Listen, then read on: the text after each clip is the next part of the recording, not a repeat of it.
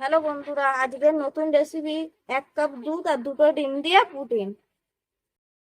Pudding তৈরির জন্য আমি এখানে ক্যারামেলটা আগে তৈরি করে নেব। এখানে দিয়ে দিয়েছি 3 চামচ চিনি।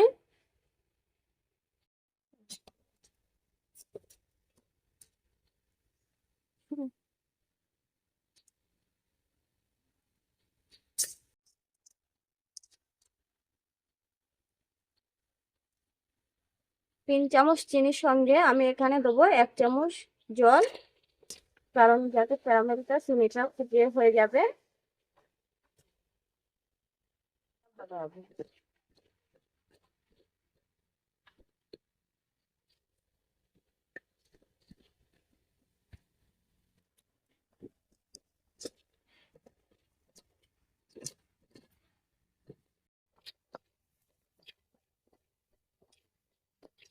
ক্যারামেল তৈরি রেডি। পুডিং এর জন্য আমি প্রথমে ক্যারামেলটা তৈরি করে নিয়েছি। ক্যারামেলটা আগে থেকে একটা পাত্রের মধ্যে রেখে দেবো। যে পাত্রের মধ্যে আমি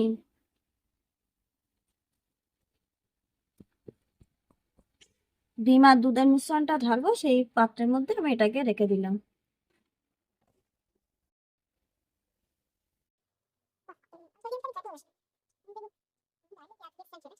পুডিং তৈরির জন্য আমি প্রথমে এখানে দুটো ডিম, কাঁচা ডিম নিয়ে নিলাম।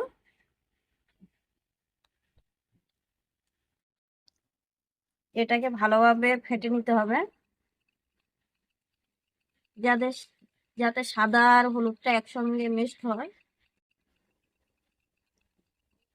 আমার এটা একসঙ্গে মিক্সড হয়ে গিয়েছে।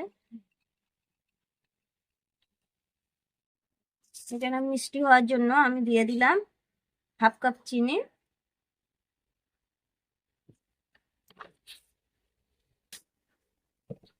এই চিনিটাকে ভালোভাবে ফেটে নিতে হবে।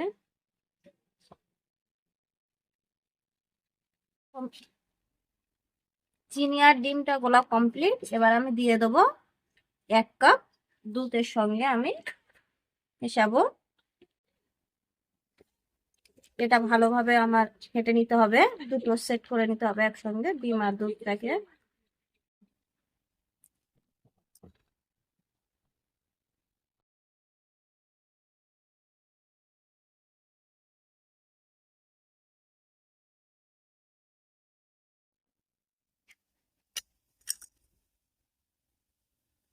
আমার ডিম আর দুধটা খুব সুন্দরভাবে মিশ্রণ হয়েছে।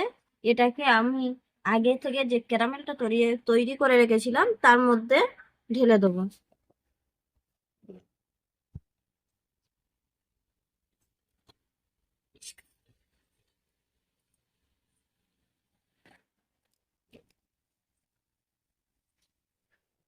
বন্ধুরা, আমার পানিটা ফুটছে। আমি আগে থেকে যে মিশ্রণটা রেখেছিলাম এবার এর মধ্যে বসিয়ে দেবো। জলের মধ্যে পুডিংটা বসিয়ে, পুডিং এর টিন বক্সটা বসিয়ে ফুটিয়ে নিলাম 10 মিনিট। এবার এটাকে খুলে দেখবো।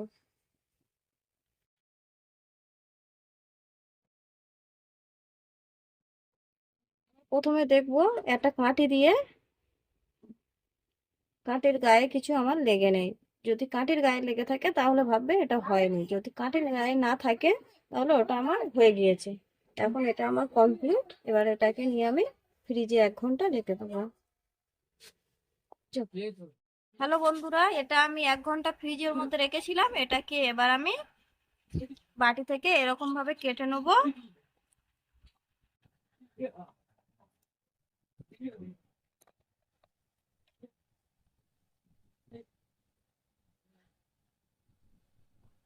খুব সুন্দর কালার এসেছে।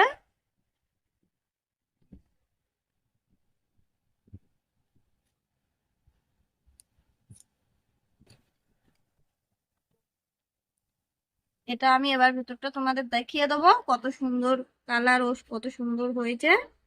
আপনারা দেখতে পারেন, খুব সুন্দর। আপনারা বাড়িতে বানাতে পারেন, খুব সহজ পদ্ধতি। এটা সন্ধ্যের টিফিন হিসাবে বাড়িতে বানাতে পারেন, আপনারা খেয়ে দেখতে পারেন, খুব সুন্দর টেস্ট।